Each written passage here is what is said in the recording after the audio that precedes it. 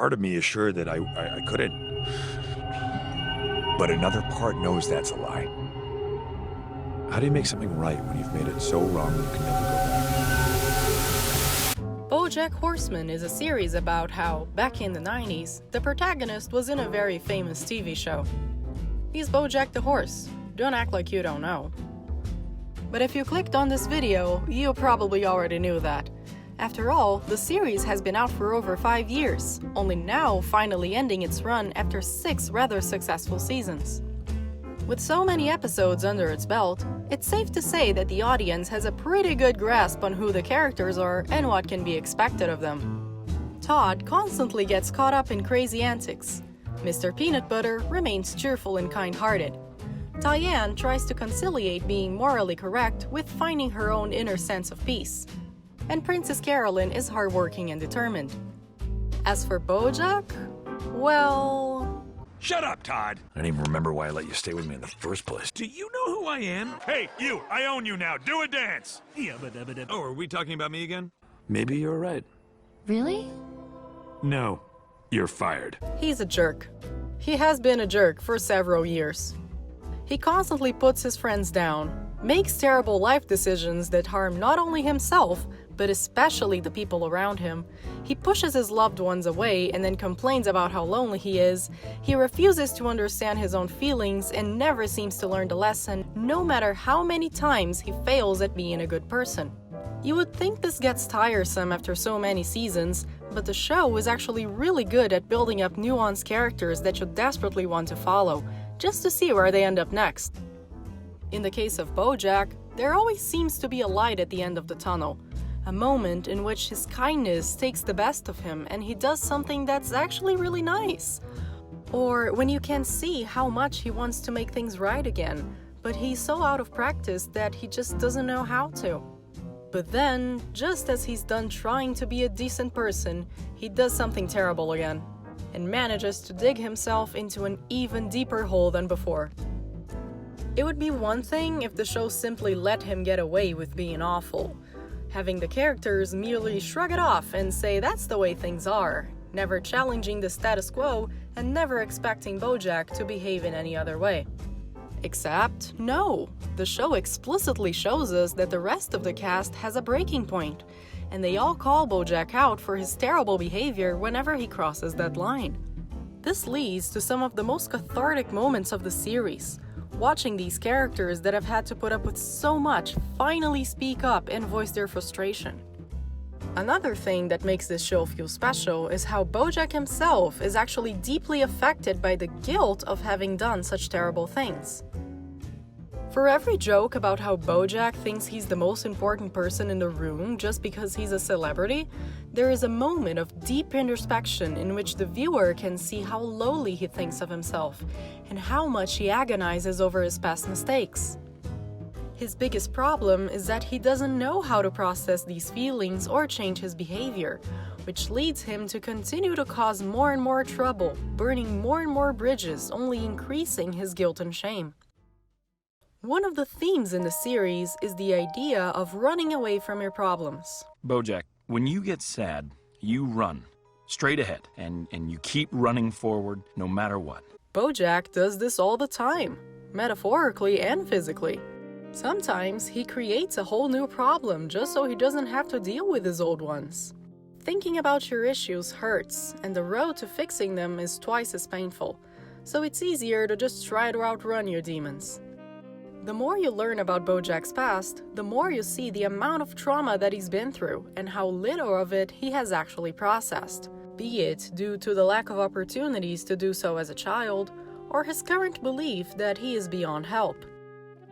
However, this doesn't excuse him from dealing with the consequences of his terrible behavior.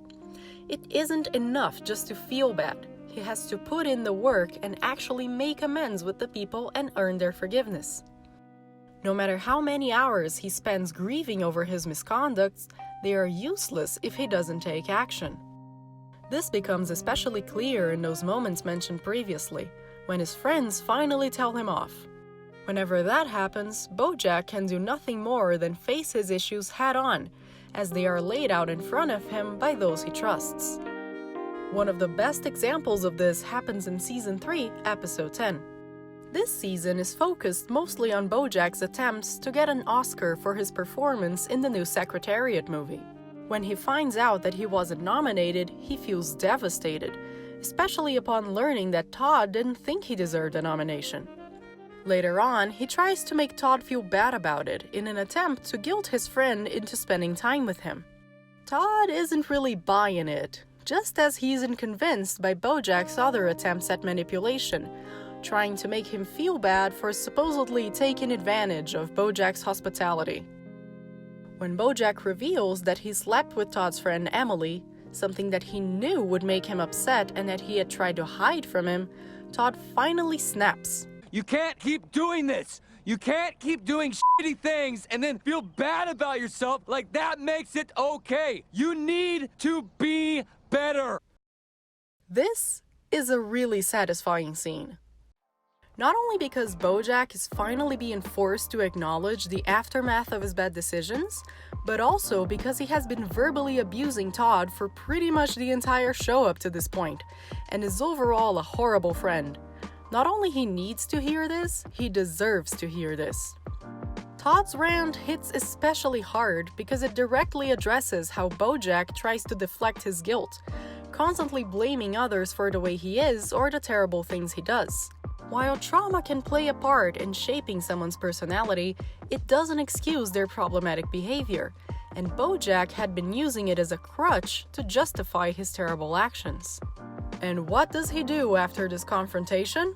He drags his former co-star Sarah Lynn into a month-long bender that selfishly disregards her efforts at sobering up, disrupting the peace of pretty much everyone they encounter in the process, eventually resulting in the girl's death. Sarah Lynn's death is one of the most traumatic things that happens to BoJack, and continuously pops up whenever he ponders over his past mistakes, serving as proof to himself of what an awful person he is. However, it was the direct result of yet another ruse to run away from his problems, ending up as one more thing for BoJack to feel guilty over, forever tormenting his memories without actually leading him to change his behavior. Another great example of a well-deserved confrontation is during Season 5, Episode 10. This season explores BoJack's journey playing the lead role in a new show called Filbert, in which the main character is a tired detective with a terrible past. The similarities between the protagonist and BoJack himself, tied with BoJack abusing his painkiller prescriptions, make him feel uncertain as to where the line between fiction and his own life is drawn. During the premiere of Filbert, BoJack delivers a speech about how the show makes him feel better about himself, because the protagonist is just as terrible as he is. And to see people like him represented on screen like that makes him feel less alone in his struggle to deal with his own mistakes. His friend Diane, however, is especially offended by this statement, since she helped write the series and shape Filbert into a complex character. She confronts BoJack, saying that the point of the show isn't to make jerks like him feel justified, and that the terrible things he has done are definitely not okay. Did I mention Season 5 gets really meta? BoJack tries to paint himself as the victim once more, saying that he is the one who has to suffer the most because of the bad things he has done. Diane immediately calls him out, saying that he has no right to feel that way, because it's not only a lie, it's also not something that BoJack himself truly believes in. He's just using that as an excuse to make other people feel sorry for him instead of actually facing his issues. Again, this feels satisfying because we have seen this kind of behavior from BoJack over and over again. It's the sort of thing that you, as the viewer, wish you could say to BoJack, and it feels so great to have him hear it after all the trouble he has put his friends through. I mean, either that, or you identify with BoJack in the scene, in which case you also need to hear Diane's rant. And BoJack, once more unable to deal with those feelings, turns to drugs as an escape, which only leads to more trouble, damaging the people around him even further. However, even if BoJack seems impossible to change, those confrontations aren't all in vain. After Sarah Lynn dies, for example, he tries to make amends with another co-star from his past, even if he can't follow through on his intentions. When he hurts his current partner Gina after taking too many painkillers, he tries to take the blame for it and suffer the scrutiny of the media, but she stops him from doing it in order to preserve her own career. Real change begins after Diane convinces him to go to rehab, and he actually follows through. He is miserable at first, not really getting into the spirit, but a picture of Sarah Lynn reminds him of why he's doing it in the first place, and he starts to put in the necessary work. We see that it's not enough to say you will change or to put yourself in an environment that forces you to do it. You have to actually try to be better. It's an uphill battle, and unless you choose to fight it, nothing will come of it. Most of this journey is portrayed in Season 6, which also brings us another confrontation. BoJack keeps renewing his stay at rehab, afraid of having to leave it and face the real world outside. His therapist, Dr. Champ, tries to convince him that he is ready to go and encourages him to seek further help and support from his friends. In his room, BoJack keeps a bottle of vodka disguised as water. He took it from another patient and kept it for weeks, mostly as a reminder of why he's going through this process. When Dr. Champ once more suggests that he is ready to leave, he thinks about drinking the vodka just to prove him wrong, but realizes that's a dumb idea and tosses the bottle out the window. Due to a series of coincidences, it ends up in the hands of Dr. Champ, who drinks it all in one go. This is a disaster, for as it turns out, he is a recovering alcoholic. BoJack stays with him until he sobers up and helps him go home without being seen, but later he finds a doctor at a bar. This time, BoJack checks him into rehab as a patient, and Dr. Champ snaps at him. The only reason I got drunk in the first place is because of your contraband vodka. Well, yes, technically that's true. Of course you did this to me. Because I cared about you. And you ruin people who care about you. This confrontation feels especially painful.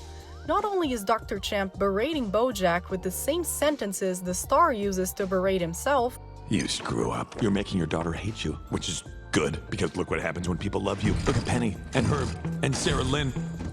It's because you made them love you, BoJack.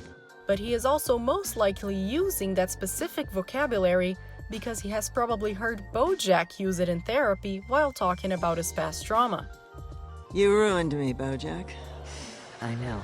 Add that to the fact that Dr. Champ himself made BoJack aware of his deep mistrust of horses, and you have a series of reprimands that couldn't have been catered more specifically to hurt BoJack. Except, something isn't adding up. For starters, it wasn't BoJack who made Dr. Champ drink again. BoJack just lost a bottle of vodka. It was Dr. Champ himself who drank it all in one go. And even if you say this was an accident, which it isn't, because who drinks an entire bottle of vodka at once without realizing it's not water? Dr. Champ continued to forge the path to his own destruction by choosing to go to a bar after BoJack helped him leave the clinic.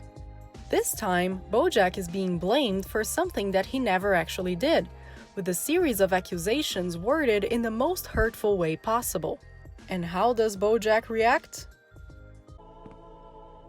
I remember everything. I'm sober now. He doesn't deflect, he doesn't try to blame someone else, he doesn't make excuses for his actions.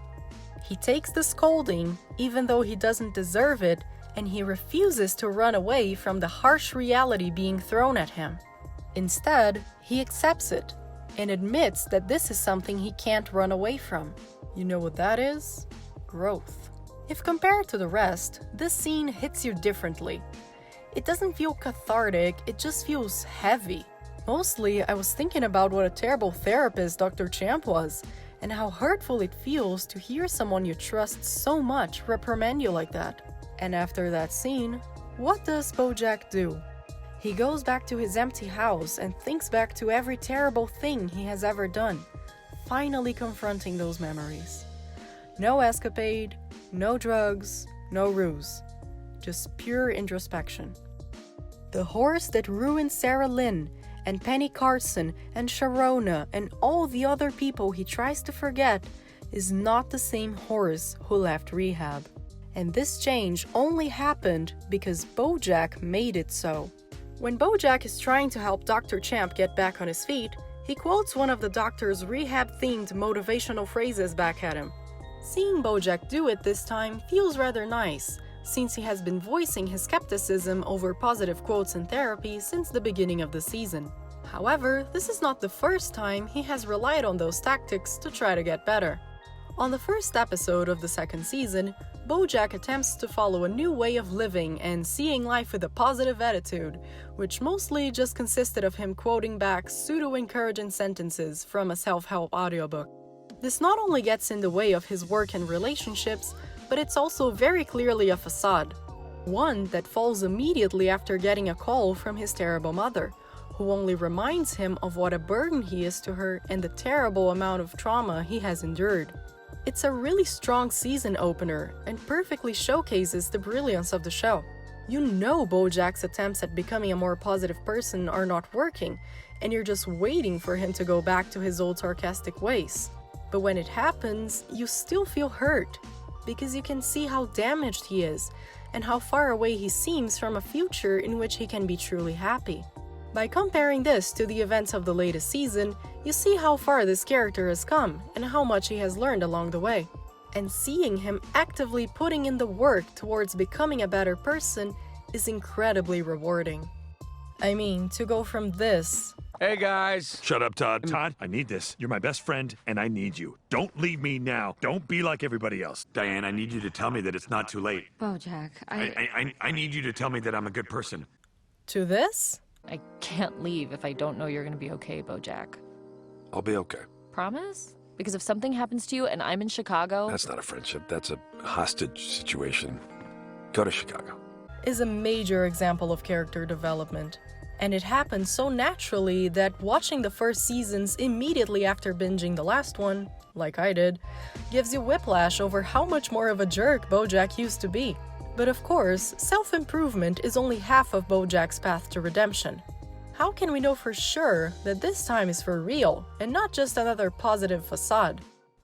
The answer lies in the opening. The openings in BoJack Horseman always reflect whatever is going on in the series, to the point where characters are changed, added, or removed altogether to reflect whatever has been going on in the episodes. So far, all openings dealt with things that were happening in BoJack's present. His daily life as a washed-out celebrity, the filming of the new Secretariat movie, the Oscar race, the production of Filbert. Season 4 is probably the most abstract example, with a mosaic of BoJack's relationships. That is, until we reach Season 6, where BoJack is surrounded by the memories of the people he has betrayed. We are no longer seeing scenes from BoJack's present. We are looking into the most terrible events of his past. Because he remembers everything. He's sober now. No matter how fast you run, your past always catches up with you, and will continue to hunt you down until you face it. And now it finally seems like BoJack has stopped running, which, in reality, might be the only way to actually move forward. Thank you for watching. Well, hello there. Thank you so much for watching this video. If you have enjoyed the video, you can do those cool things such as liking the video, subscribing to the channel, and hitting the notification bell. Feel free to leave a comment down below, especially if it is about your favorite part of BoJack Horseman. Your support means a lot to me, and I appreciate it every time you guys interact with my videos. Thank you so much for watching, and for making 2019 such a cool year. Bye!